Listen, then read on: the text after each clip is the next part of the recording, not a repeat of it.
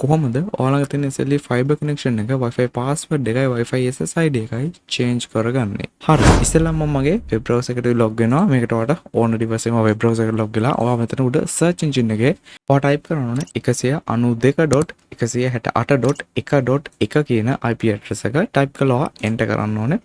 enter කරාට පස්සේ ඔයාලට මෙන්න මේ වගේ interface එකකට අරන් සමහරට ඔයාලට මෙතන ටිකක් වෙනස් interface එකක් පෙන්වන්න පුළුවන්.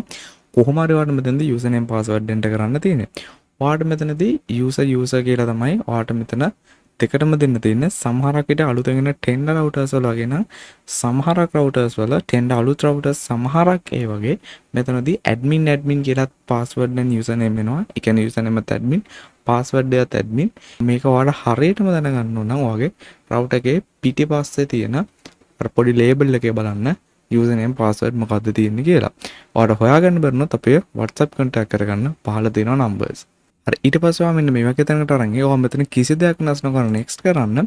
ඔයාගේ router එකේ ඊට පස්සේ ඔයාලට මෙන්න මෙතන පෙන්වන්නේ ඔයාගේ router එකට අදාළ කරන 2.4 GHz Wi-Fi password එක. ඔයාලට මෙන්න මෙතනින් ඔයාලට password එක ඔයා කැමති එකක් මෙතන තියෙන එක delete කළා. මෙතන තියෙන එක delete කළා. ඔයාලට කැමති එකක් enter කරගන්න බලන්න. ඔයා enter කරපු එක හරිද කියලා බලන්න.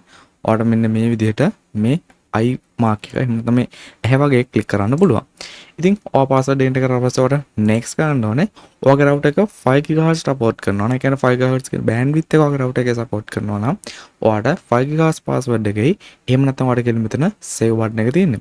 ඔයා save button එක press කරපුවම ඔයාව මේ ඔයා දුන්න password එක change වෙනවා. ඒ වගේම මෙතන උඩ SSID කියන එකේ Wi-Fi එක ඔයාගේ network එක ඇතුලේ පෙන්වන්නේ කොහොමද? නැත්නම් ඔයාගේ phone එකේ හරි කොහේ හරි Wi-Fi tab එකට ගියාම ඔයාගේ connection එක පෙන්වන්නේ කොහොමද කියලා තියෙන්නේ.